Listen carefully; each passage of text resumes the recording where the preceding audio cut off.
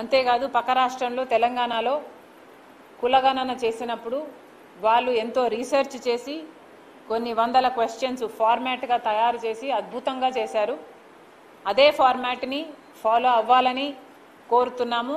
ఒకవేళ లేదు మీరు కాము అనుకుంటే దాంట్లో లోపాలు ఏమిటో చెప్పండి, మీ ఫార్మాట్ ఏమిటో కూడా ప్రజలకు చెప్పండి, అది ముందే బయట పెట్టండి, దాని మీద డిస్కషన్ పెట్టండి.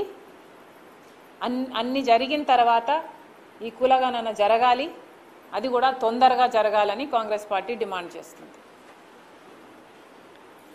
Thank you guys, thank you.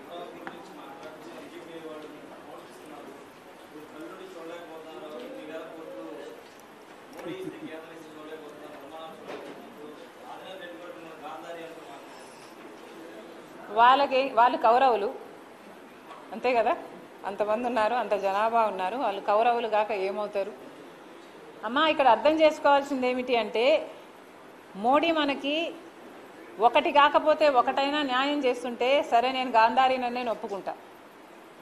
కానీ ఎటు చూసినా నాకు కనిపించడం లేదు కదా, ఎటు చూసినా ఒక్క మేలైనా కనిపిస్తే సరేలే అనుకోవచ్చు.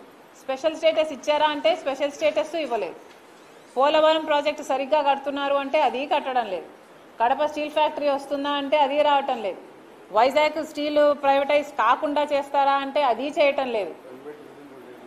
ఏది ఒక్కటంటే ఒక్కటి కూడా చేయకపోతే ఇక అమరావతిని మాత్రం వీళ్ళు అభివృద్ధి చేస్తారు అని ఎలా నమ్మాలి? నేను కాదు గాంధారిని, వాళ్ళందరూ కౌరవులు.